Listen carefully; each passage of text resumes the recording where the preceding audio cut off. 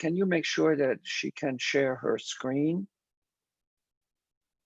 And Dagmar, are you here? Yeah, I see you in the participant list. Yes, yes, I am. You wanted to announce an upcoming program, so please go ahead. Thank you very much. I would like to thank the organizers for invitation to this meeting. I must say I really enjoyed the week, and I enjoyed being here. I learned a lot, and I think that we have already established a very nice group, even professional learning community, I would say. So I thought that maybe it would be nice to announce you something that it can serve as a kind of extension of this meeting. So in the upcoming 4 months, we organize 2 events in Europe. And for the last 10 years, I've been involved in inquiry-based learning, and mostly through the European projects. And one of the project is just about to finish. So I'm going to share my screen, I hope. This is the screen. Does it work for you? Yes, I Does it can work for see you? your Okay. screen. Yes. So the first event is organized and there is no fee for attendance in that. So this is a kind of final international conference for a project that was on 3 dimensions of inquiry in physics education. And the core of the event will be presentations of our teachers who did practitioner inquiry in inquiry-based lessons. So that's the most valuable part. So I invite you very much because, first of all, it's for free, but you can learn a lot from teachers, that the testimony from teachers to teachers. That's very much important. The second meeting, is organized, and that's another webinar. It's organized by the University of Malta and by GREP organization, which is the largest organization on physics research in Europe. And we cooperate with American Association of Physics Teachers. The event will be held in November, and it's totally on teacher education. So the title is Physics Teacher Education, What Matters? And I will show you, there are many topics there, and it will be a kind of seminar. So topics, I will show you the topics. So it's ICT, experiments in lab, quantum mechanics, formal, non-formal, and informal aspects of physics education in primary level. That's mine topic. Strategies for pre-service teachers and in-service teachers. So welcome everybody.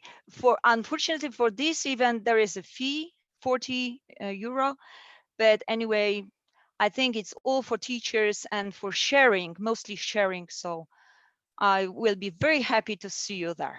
Thank you very much. Thank you so much, Dagmar. I've been to GREP a number of times. It's a great meeting, so I can highly recommend it. And I guess this one is virtual, right? It's going to be on Zoom, if I saw that correctly. What about the Ljubljana meeting? Is that virtual, or is that? All 2 of them are webinars, so they are virtual. Webinars.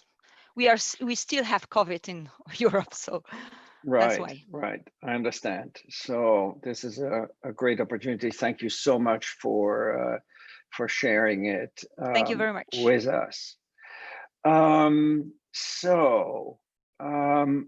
I think that it would be good if Krastan briefly shared some of his thoughts and some of the history behind what led to this virtual workshop in order to frame the discussion. I also want to run a very brief poll online here, which I'll do right after we hear from Krastan. Okay, so it's been fantastic. I think for 4.5 days. I don't think we expected this kind of great meeting. So let me give you a short history. I started with that history, but let me start from my program more than from the actually how this meeting came about. So when I came to NSF 13 years ago, I discovered there is a program which has been existing for about 20 years, and it's called a career program. And so these are grants given to tenure track professors, and essential part of their projects, these are 5-year grants, essential part of their projects is that they have to have a very strong educational component. And those teachers, these assistant professors, usually try to go to local schools and work with local teachers and school students and local principals to bring somehow something new to the university, to the high school. And this has been very successful. And of course, you can imagine that most of the grants are at big universities because they're more competitive. But for example, Harvard has a special office and a special program where such career awardees can go and work with that office to connect them to local schools. And of course, it's easy to do it in Boston. You have a lot of local schools and you have a lot of universities. And so that's working fine. But what can we do actually to reach high schools that are actually not in Boston or New York City or San Francisco? So this was my first question. How do we do that?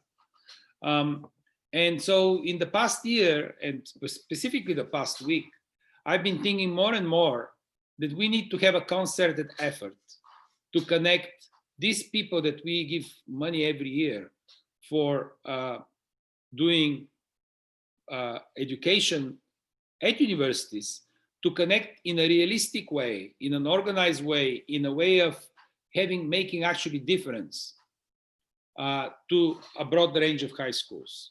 Roughly, the physics division funds about 50 career proposals every year. So over 5 years, that makes 250 people that are actually having this money. In addition, all of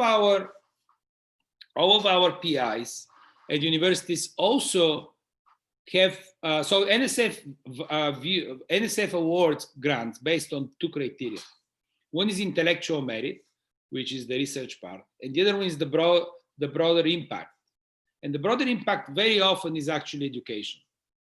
So now we are talking about another thousands of researchers that actually have as their broader impact statement in their grants, education.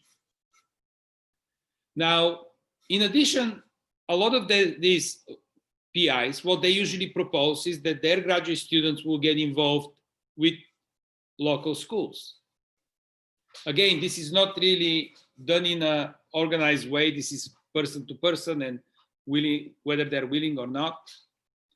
But I see that besides somebody coming and teaching a Saturday school for high school girls in physics, I think that it will be much better if actually these efforts address what teachers think it's important to be done, not what the university professor thinks it's important to be done for them.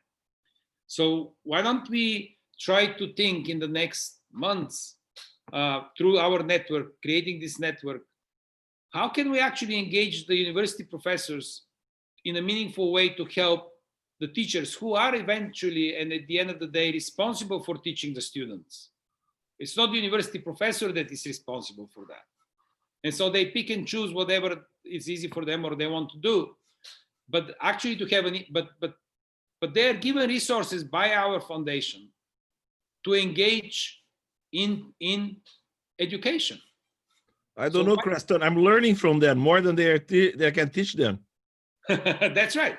So absolutely. So we need to somehow through our network streamline this thing. Now, the idea about the network came from somewhere else. When I started this program, Physics of Living Systems at NSF, it was very clear within the first 6 months that there are graduate students at different universities that don't have the resources that they need to do their research, but other universities had those resources. So the question was, can we create some kind of a national and international network where people can share resources from one university with students from another university? And we created the so-called, and Jose Onuchik and Eric were one of the founders, the so-called Physics of Living Systems Graduate Student Network. So this was for graduate students. And right now, we're funding that network at the order of about $5 million a year. And it also involves a number of other countries. Right now we have about 11 countries involved: France, Germany, and India, and so forth. And I will share in a second the link, or maybe Jose can share the link of the POLS network at Rice University with everyone. I'll do that So now now. the question, I'm sorry, Jose? Yeah, can I'll you share? do that right now. Thank you. So now the question is, we have this, for example, annual meetings where 250 graduate students give presentations and talks and stuff like that. How can we involve these graduate students in helping the teachers network? So can we have the two networks linked to each other? So actually resources from the one of the networks can be shared with the other network. And I'm sure that, and I can assure you, Jose is the leader actually of the United States part of the network, that there is big interest in that collaboration. Also, Margaret is the one that's organizing a big meeting in September to try to understand how we can help. And so let's discuss in the next, for the rest of the day, what can a network like this, how can it be organized? What are the things that are needed? I actually don't know. That's why I've been asking and listening. What are the needs of the teachers so that they can educate their high school students better? So Krastan, you were talking, so you can't read the chat at the same time. Oh, sorry. But no need to apologize. It's yeah. I can't do that either. Nobody can. But there was a whole discussion, and I think Jennifer Mosher raised a point that I think would be great to bring to the forefront, because it actually reinforces what you were saying. So Jennifer, I presume that's why you have your hand up right now. Yeah, I'm sorry. I hope you can hear me. I had to change locales. Can you hear me? Yes. Yes. It's my son's first baseball game, so I'm in the outfield. I was thinking, it would be great if somehow for these kinds of grants, if you could get a bunch of teachers together with the group, the research group, and maybe work on developing a project or a few questions together, and then have the teachers collect the data, and maybe the university can take point on analyzing it, but with help, right, from teachers, and everybody would learn more that way, maybe, and build networks too. So this network could be a resource for people who are going to write a grant proposal to us as a career proposal or as a PI on a grant. So if they want to get engaged, if we supply them a resource where they can work with teachers, this would be very, very helpful for them. And I think it could be very helpful for the teacher community. Yeah, I think as Jose pointed out, it works both ways. This is not, higher ed helping high school. It's really higher ed learning from high school and working together to accomplish a goal that's very important. I really liked what Jose said. I have learned a lot in this week, and I'm happy that I'm not alone in having this feeling.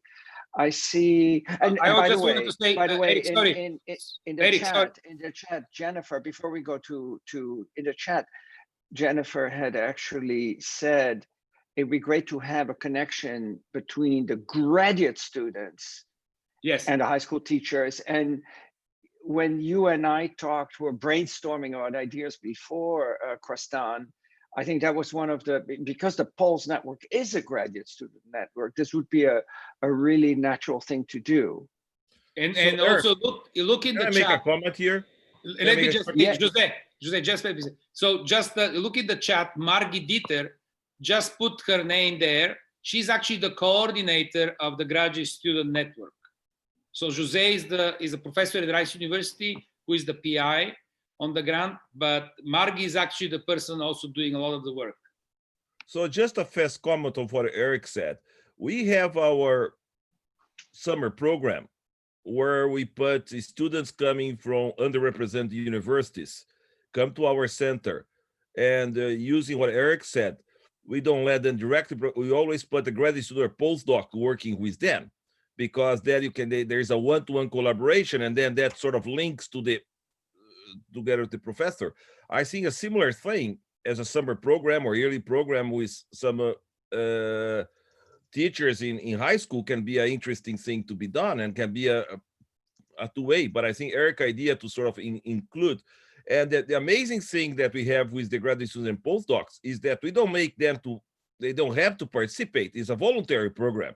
And we have like a 80% participation. They all want to join. They all want an undergrad work with them in the summer, becomes a real bond. And Margaret runs the program. She's here. She can comment a little bit about it. She's responsible for the program in the center, so she can tell a little bit about it. Thank you, Jose. I think we have some great consensus emerging here on how we may be able to, do two things at once. Michael, you've had your hand up patiently.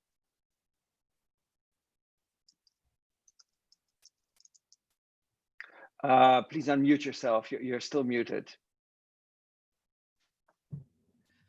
Sorry about that. Really, the best way to add value is through the standards, and the standards are a unifying agent for anybody to be able to link the value added that they can offer to other teachers. So when I say value added, I mean universities have access to the best possible equipment, all they can need. If there's a way to make that rapidly, remotely deliverable in a way that a teacher can quickly understand how they can implement it to their target students, that's really the key, is time savings for teachers. Teacher time is worth more than money right now, because that's what's going to leverage outcomes. There's no doubt, the only way to make it happen is for the teacher to make it happen for those students. So really, we have to put that teacher on a pedestal and organize around the path of least resistance for them. And that's not to say do their job for them. That's to say make everything available so that they can put the pieces together and turn it into a multimodal deliverable experience that they can give to their students remotely.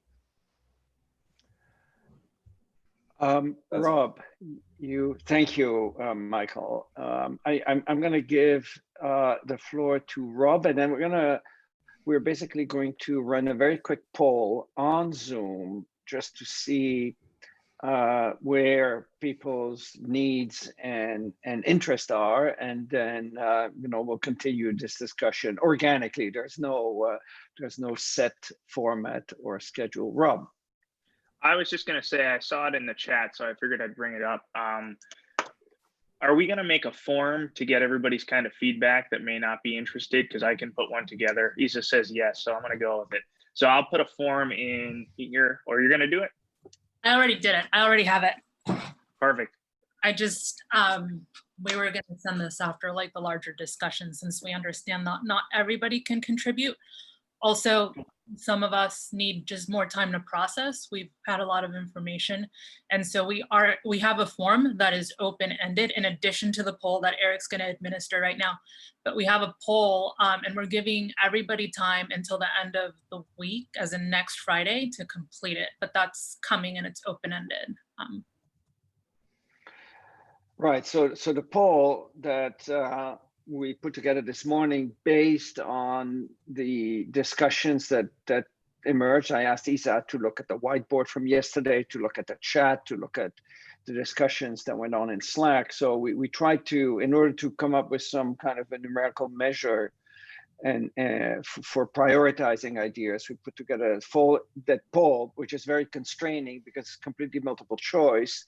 And then in addition, that's just to shape the conversation this afternoon. And then the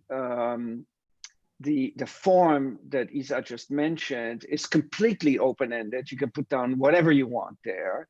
And it'll take a little bit of time to, of course, process all of that. But we also want to give you a little bit more time to digest everything, because this has been quite an intense week. I've been glued to my computer from from the morning to the evening without being able to leave it. And I look, we're still at 92 participants. It's absolutely amazing.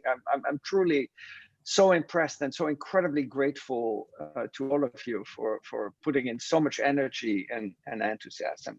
So I'm going to open the poll, and we'll take about a minute to complete it.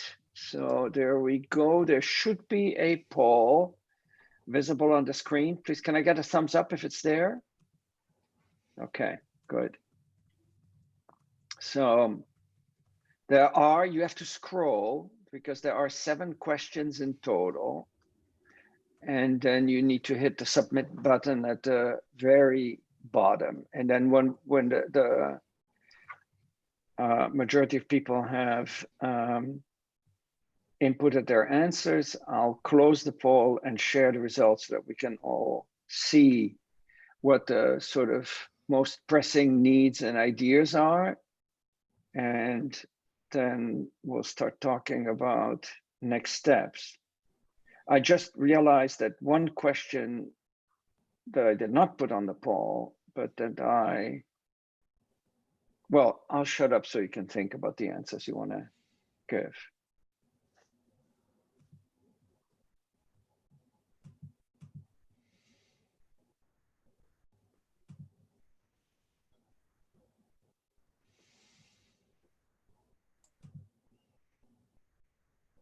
Is there a reason why high school physics teacher isolation is listed twice? Is one of those supposed to be a different kind of teacher or what? I said oops several times, but muted, so it didn't come across. That's what happens when you ignore the second one. I'm sorry about that. You select both, that means you strongly agree. It's a multiple choice, not a multiple guess, so you can't do that. I don't think I would get a job at the ETS. Actually, I was on the ETS AP Development Committee for a long time, and I tried to change it. I tried to change the nature of the AP exam. That was like trying to change the direction of a super tanker whose rudder has been removed. The submit button doesn't work on the form, I'm noticing. If you might. You have to answer every question. You haven't finished all the questions. 4 or 5 questions. Keep rolling down. I did. I got all the way down to question 7. Did you skip one? But each question has to have at least one answer. Okay, sorry. My least favorite aspect, I'll say none. I was just not checking them. There we go. Thank you. Yeah, it's Friday afternoon. I know.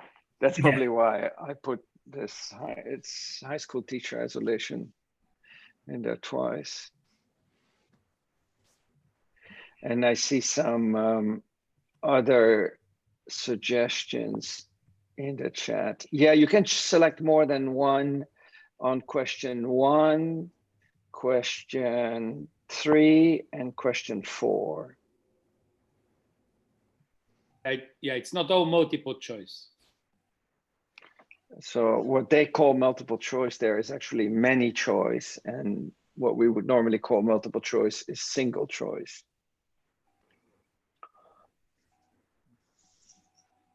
Diana would have liked more small group discussion, and I realized that. It's definitely something that when, blame that on inexperience in setting up meetings like this. And I will definitely make sure that the next time we get together, whether it's in person or virtual, that we do that. So I just wanted to say one thing that I've been thinking since yesterday. We were supposed to have an in-person meeting in December, which is not going to happen. But I think that everybody's so excited about what's happening here. Shouldn't we plan another Zoom virtual meeting in December? Yeah, so Kristan, you almost read my mind,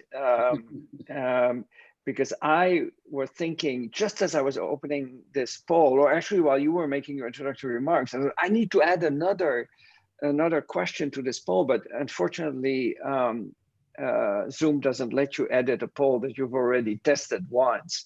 But I was thinking, maybe virtual has a benefit. I mean, look what we've been able to accomplish. Maybe there is actually a benefit to having this virtual because it makes it possible for many more people to participate. So I was thinking, should we continue virtual? Is this the way forward? Is this the new reality? And you have the money, you can organize another 10 virtual meetings. Probably, So, yes. I would say. Wait. I gotta come to Harvard so I can get my polo shirt. I would say there's an advantage about in-person meetings, because people talk to each other. There's several advantages. But even if we have an in-person meeting, we should have a strong virtual component. So we could have, even when the in-person meeting, we could allow for virtual participants. But I'm not suggesting to cancel the meeting in March in person. I'm just saying to keep things going fast, to have another, in addition to the March meeting, to have one in December.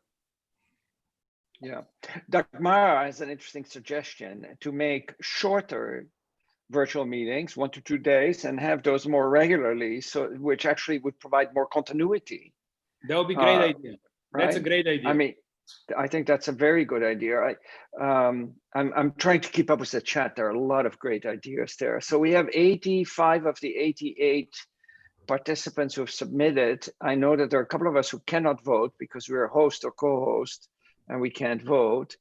So if you are still working and you haven't hit the submit button, and you want a little bit more time, raise your hand in the participant list so that I don't cut you off and close the poll.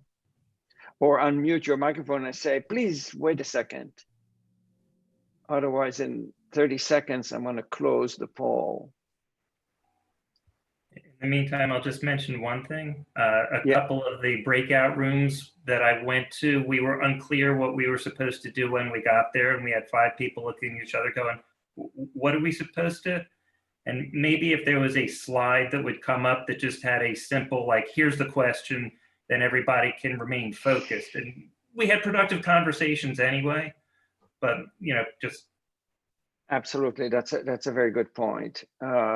So what Catherine did in her last session was helpful, was that discussion point document. Or were you actually, Matthew, were you referring to the last breakout room? It happened to me a few times over the course of the week. Okay, good. Sarah, maybe we can make a note of that. That's a good lesson to be learned. Okay, I don't see the count going up. This is your last 5 seconds to scream wait. Otherwise, I'm going to hit end poll here and share the results, and then we can quickly look at what we can learn from this quick poll. 3, 2, 1, and I'm closing the poll. So what we do also— I'm going to share the results. Sorry, do you see the results? Yes. We could quickly look. So there's a pretty broad distribution of needs. It looks, and maybe that's not that surprising because what we wrote down there is really, culled from the discussions that we had this week. So there's not one clear emergent thing. I mean, curriculum together with ready-to-use lessons and labs, and there's some overlap between those two, are at the top of the pack. And that means that perhaps indeed some kind of, and look, a lot of the things that you do, I learned a lot, just like Jose. I learned a lot about things I can do in my class. I'm thinking about my introductory class and about how to run online labs, how to have students do meaningful exercises. And I'm going to spend this weekend going over all the many links that you shared, and I already printed out some of them right here. because I think this is very useful. So essentially, some of the problems that you have at the high school, we have at the college as well, and therefore working together is bound to help both parties. So I would that's suggest maybe also, Eric, so we do in the Pulse Network, we now do virtual seminars. I think that we should set weekly or bi-weekly for people who want to participate, and maybe volunteers who would like to talk. Several topics could be, it could be pedagogy, or it could be actually how do you teach a given topic in physics. okay. That's. I'm perfectly happy to do that if people think that's a great idea. I see some Or thumbs monthly, up it doesn't there. matter. That would be very easy, and I would run it that it's relatively short, that the presentation is like 20 minutes, and that there's ample room after that to discuss, so that, you know, if you don't want to discuss, you just attend the 20 minutes, and then the total time investment is relatively minimum. It would be great to have that. I don't think we can do that every week. I see many people scream monthly. Sure. So turning to question 2, I'm scrolling here because I haven't looked yet. I'm very happy to see that the majority is either satisfied or very satisfied. That's wonderful. That's music to my ears. And I had high expectations, but this far exceeded my expectations. And looking at the number of participants who remained online, that's become fairly clear to me. So that's great. What I also am very pleased about is that for question 3, the sense of community, because that I think is so important, and that we've been able to accomplish this online together, you and us all. That's just full. So we have a budding community here, and we'll do everything we can to make that community stronger, larger, and persisting. And then what were your least favorite aspects? Well, the posters, we had a little glitch there, but most people were happy with everything. 67% said none. That's great. How likely are you to attend similar workshop in the future? Again, I think most people will definitely come. That's great. That's lovely. And then also quite a few people are actually interested in embedding physics of living systems, which is not quite what Catherine was talking about. How did she call it again? Living physics.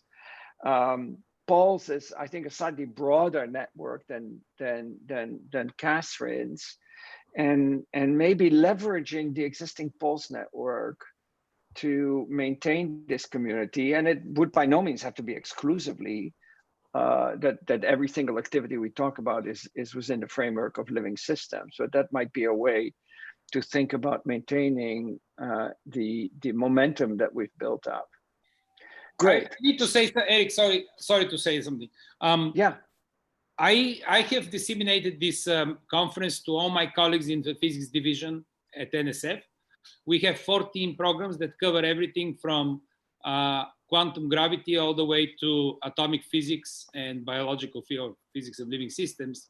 And everybody is really, really excited about this meeting. And everybody has, we're going to have special activities in physics to address broadening participation, inclusion, and so forth, starting in September. And so it's going to be effort in all areas of physics, not just living system, just to second Eric. Great.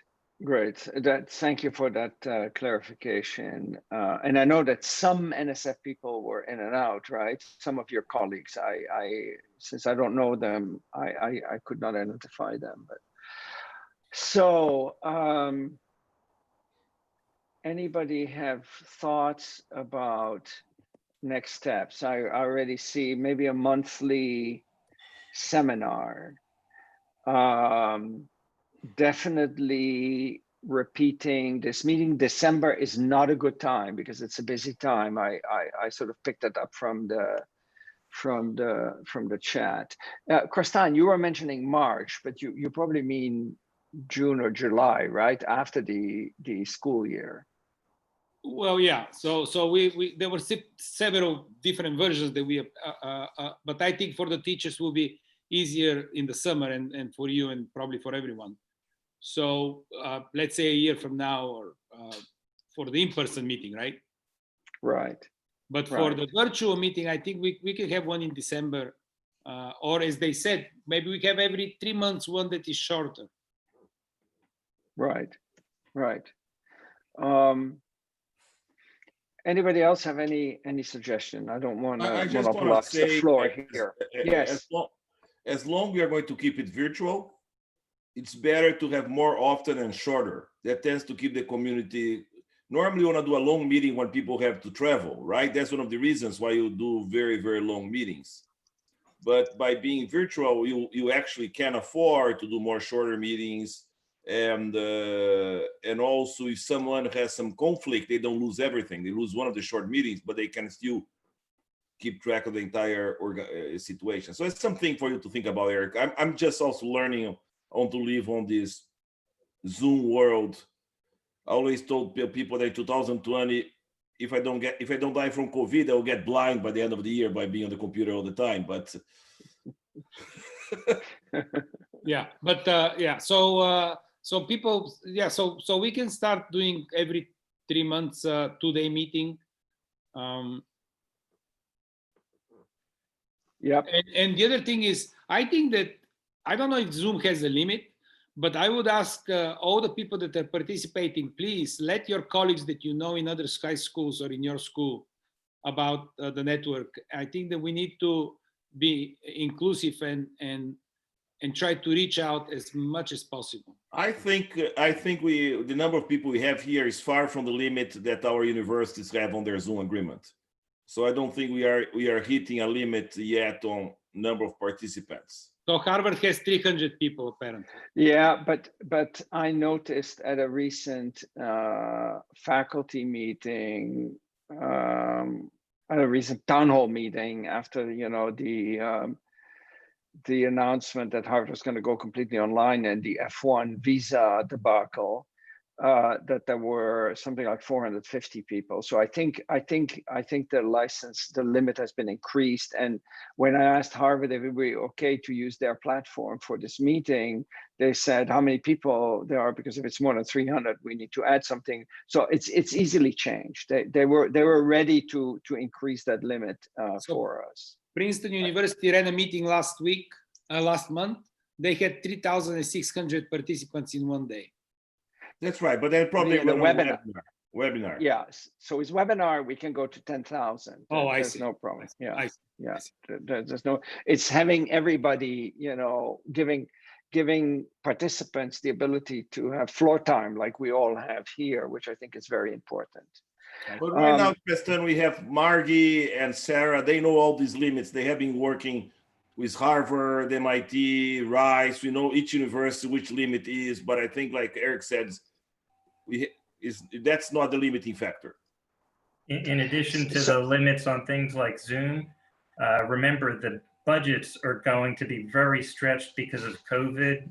Tax revenues are down. Every district, state, and country is going to have less money, and it's going to come out of us one way or another, all of us, I mean. So I think having virtual meetings are far more cost effective. There's no hotel expense, no travel expense, and that's just another advantage of the virtual format.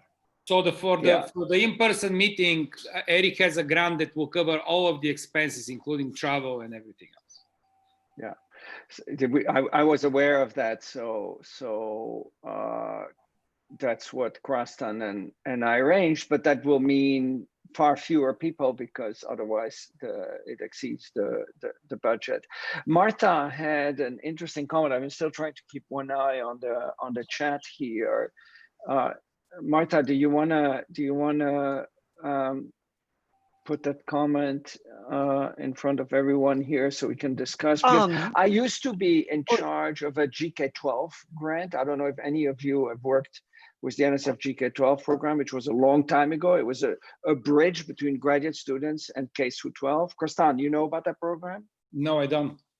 Okay, so the NSF used to have, like 20 years ago, a GK12 program, and the idea was to bridge graduate student education and K-12, and to have graduate students work with teachers in K-12 education to involve graduate students in the problem of, building a better base for STEM education in general, and to help teachers in K-12 address a shortage of teachers. And that went on for about 3 funding cycles, and then the whole program was cut.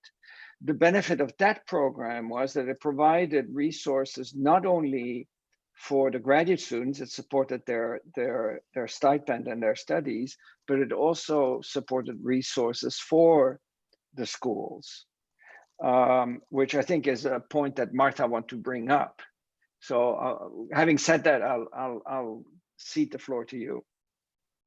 Yeah, so what I was raising in the chat, I heard some talk about maybe shooting for meetings every 3 months and making them like 2 days long. What my mind went straight to is that would not be doable for me if they were 2 weekdays every 3 months. Just because even during distance learning, if I had a day where I was not available to my students, I was still required to take a personal day or a sick day, or otherwise get it approved. When my district or my building does have a staff development fund, which that actually puts me ahead of a lot of people.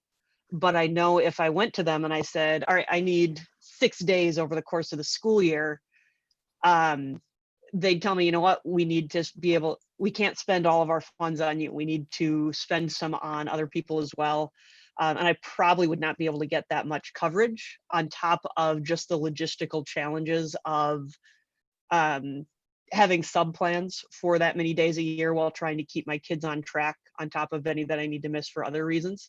And so I think that's just the realities of pulling teachers out of their classroom is something that needs to be important when we're talking about PD that is meant to serve high school teachers. To address the question of Eric, so there has been friction since I'm aware of, between NSF and the Department of Education. And the friction is that Department of Education believes that in terms of education, they should be the ones in charge. And NSF has been, has gone in the direction of physics that is researching education rather than education itself. So the reason, and this is very important for me because we can only do so much at NSF without stepping in the shoes of Department of Education and then running into problems. So in that sense, I really think that the good way to think about it is that we are actually trying to help physics education, which is important for physics, but at the same time also understand the research aspects of educating physicists, or not physicists, but physics students. So Martha has a very good point in the chat, which is, what is the goal of the network? Maybe we can spend a little bit of time. I actually am starting a Google Doc, which I'm going to share so everybody can jot down. We can try to collectively sort of come up with, what's the goal? What do we really want to do? But for some reason, my Google Doc is not hitting the share button and it's thinking forever. But maybe that's a good way to think about the problem is what is it that the goal is once we've in our minds formulated and reach at least some consensus on the goal. Maybe we can work backwards from that goal and ask ourselves, what can we do in order to accomplish that goal? I think that's a good way of approaching the problem. So maybe we'll use the chat until I manage to share my document here. Oh, I need to name it before sharing it. That is it. Goals of the network. So please use the chat or open your microphone and say, this is what I think the network should be.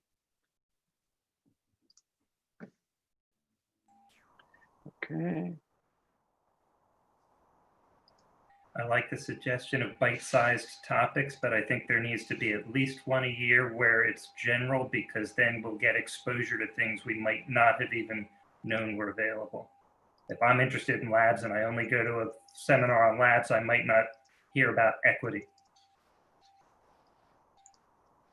Okay, thank you. Here is the document. So anybody who wants to co-edit the goals of the network, jump in. But let's do, like, if we jump in all at the same time, it's going to be messy. So maybe we want to have a discussion at the same time. I think that's the right approach, to think first is what is the objective? And then once we have the objectives, we can think, what do we need to do in order to accomplish that objective? So actually, Eric, I was thinking about that and what Kristan said, and I think the goal for us should actually be the opposite. And first and foremost, it should be the action, and that should stem from the actionables, as opposed to kind of thinking the other way, where we're getting the actionables and being the action, right? I think first and foremost is that kind of action, which I think, for me, what the network has shown is there's a lot of problems that we've all kind of have similar, or rather we all have problems that are similar at all levels of education that haven't been targeted. And so one thing that we might want to do is to continue that growth of what are these problems, how are we fixing it in one place, and how can we transmit that to another, instead of just making a list and not being that I think it was Kristan or somebody said it before, where it's we make the list and then it gets posted, sort to say. Yeah, of course. I mean, this conversation, we'll continue this conversation using this form that Isa announced, and we're going to collect ideas. And I also realize, you know, we've been here in front of our computers for a full week, so we're reaching the low point in our energy, and I'm not going to make this drag on. We'll probably finalize this relatively soon. I want to be sure, though, that I give an opportunity to those people who have not yet had an opportunity to have their voices heard to speak up. Terry, I saw your hand was up, but I consider you in the camp of people we've already heard from. I'd love to hear from somebody who has not yet taken the floor. Please raise your hand if you feel so inclined. Maksuda.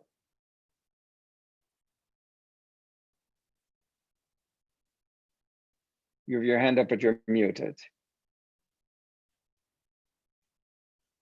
Can you hear me now?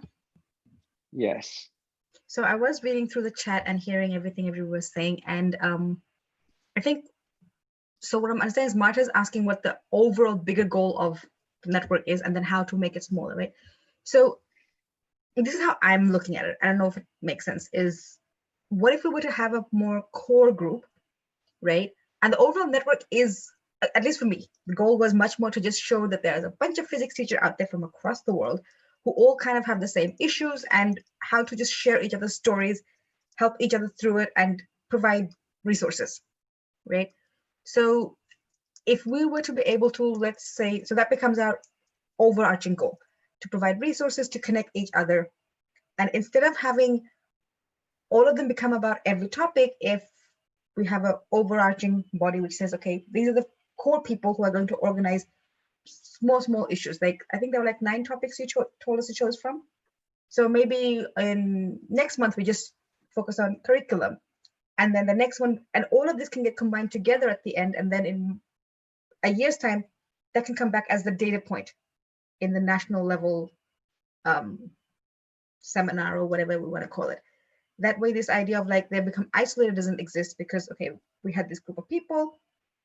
These are ones that different people were interested in. This was the accumulation of those smaller workshops. And that way we wouldn't have to attend all of them once a year for some, etc. Like, just something I was thinking about. I actually like that idea very much, because there's just no way that I can pull this off, and having some of you help out is absolutely essential. So if you're volunteering, and I'm not saying you Maksuda, I mean you, anybody here, then please indicate that to us, either in the form or by an email or via direct message on Slack, because that would be fantastic, right? Because otherwise we're operating in a vacuum. We need you in order to shape this network. You're essential. So that would be great. Thank you for raising that point. Shu Yi, you have your hand up. And then we'll get to Terry, because I don't want to forget about Terry.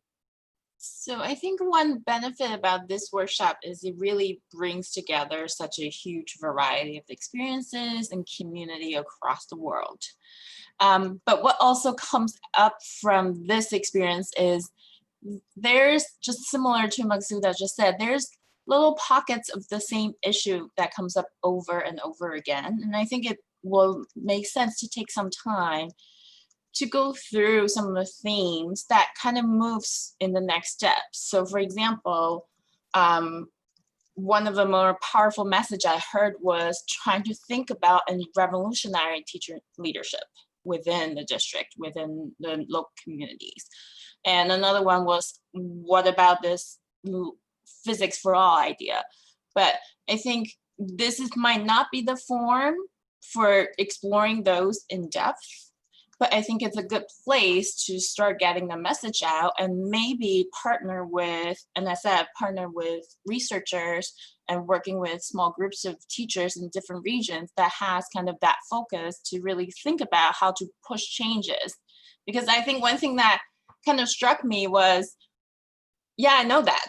I know that was a problem. I knew that was a problem 15 years ago when I stepped into the classroom, and why is it still the same problem? And I don't see any changes in the bigger level. It's being changed in very individual teachers' classrooms, but how do we get the message out, and how do we get people to start thinking about some solutions for some of these problems that we hear over and over again? So, yes, I'm tired, says Kathy. I think many of us are tired. So I will adjourn this pretty soon, and we can continue this discussion asynchronously. Terry, please. Sure. Somebody managed to say that there seemed to be like two goals here, and I think that one of the goals where people say, I want resources. I think that's probably the easiest part to do asynchronously, where you can make a little video that presents your resource, you can post it someplace like Slack, and I feel like a conversation can happen virtually that way, and it doesn't have to be live, and that would meet one of sort of the big arching goals that someone commented on. Mm-hmm. Great. Joanne, please unmute yourself. So yes. yeah, I just did. Thank you. So I agree with what you said, Terry, about the asynchronous as far as resources, because I do believe there's a lot of resources out there, though I've learned a lot of new ones. I think what somebody had said, and there were a few people who said the same thing. I think one of the biggest challenges, and I think it's been reinforced over and over this week, is the recruitment and retention and qualifications of physics teachers, and inspiring others to fall into this fold. I think many of us see the challenges that, and this has come up over and over this week, that a lot of the individuals, whether it be in the administration, parents, colleagues, whatever, don't necessarily see the importance and relevance of teaching physics and having our students take physics. And I think that when we look at this overarching goal or objective that we have, there has to be something that's a big objective, a big goal of how do we maintain this.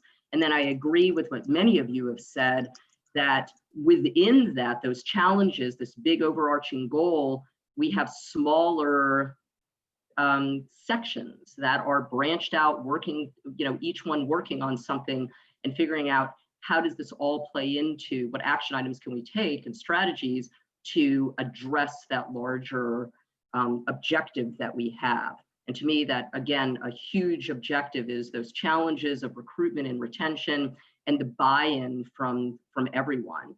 I'm just going to say on a little side note, I just got a text message from a former student of mine. I'm at an independent school who came in on a breakthrough scholarship. I've managed to stay in touch with him, is a physics major, and he's been working with me. He's taken a year off from college, working with me at school. And I would love to see him in the classroom. Will he be there? I don't know, but he's recognized the relevance and the importance of physics education. And he's been an inspiration to the students at school to see him come back. That's like a little side note. So I think there's a big issue, but I think we need to separate some of this out. I know I've gone off target here, but we need to separate this out into smaller little pockets and committees. And then, yes, as somebody said, come back together and see where that worked and how that's addressing that overall objective. Good. Thank you, Joanne. I see also a very active chat here. It's which, is a discussion that we will certainly continue asynchronously. So Diana asked a follow-up question, Kostan. What is the volunteer list for?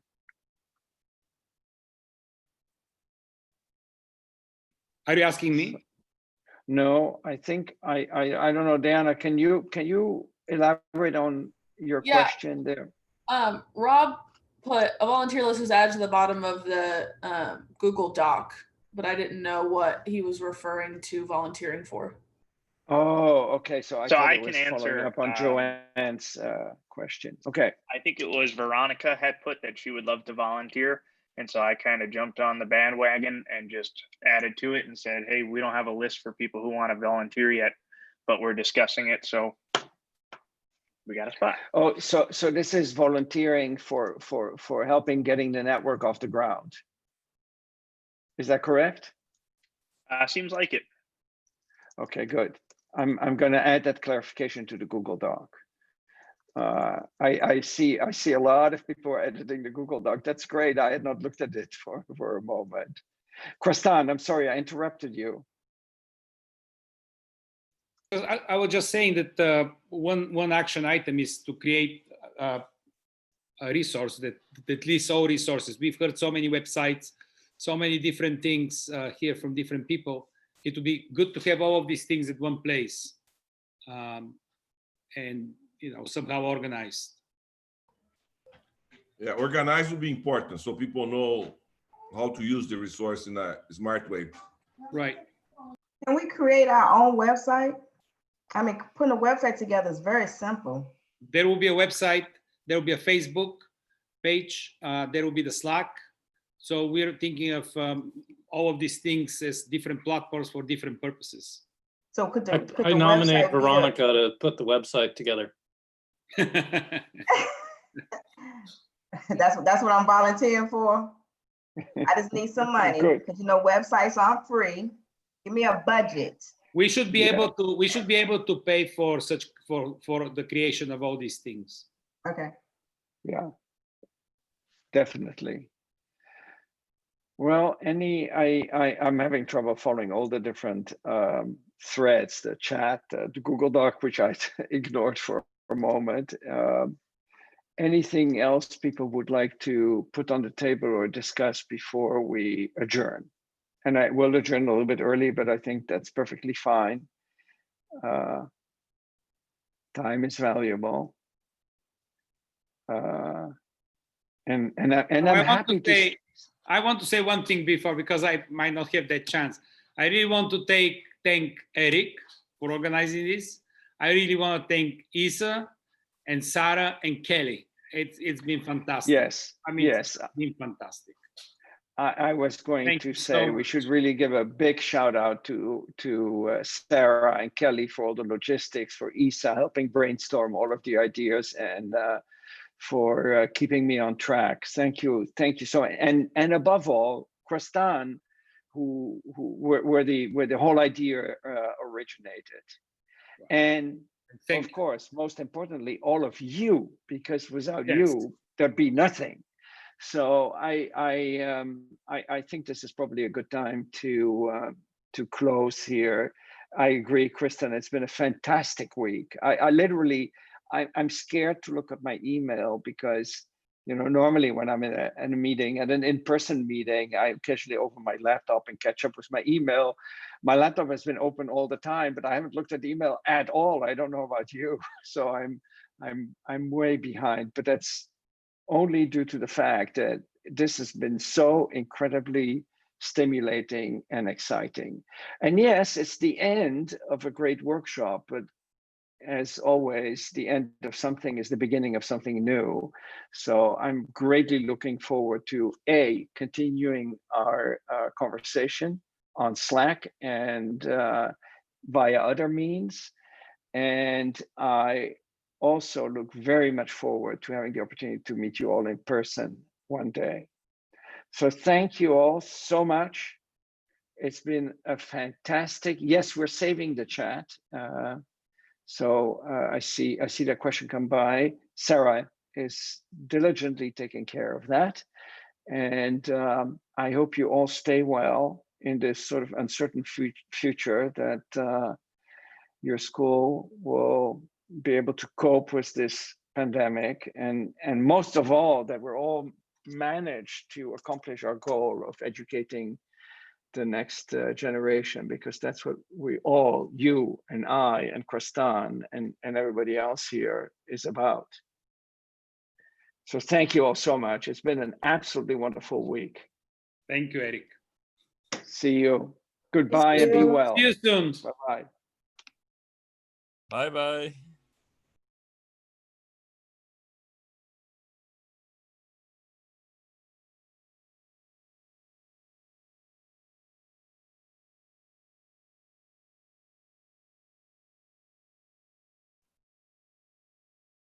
Hey, Eric, you still there? Yeah, I'm still there. Okay, so about the records, the one that we did post right before Eric, lunch. could you, stop the YouTube streaming for this part?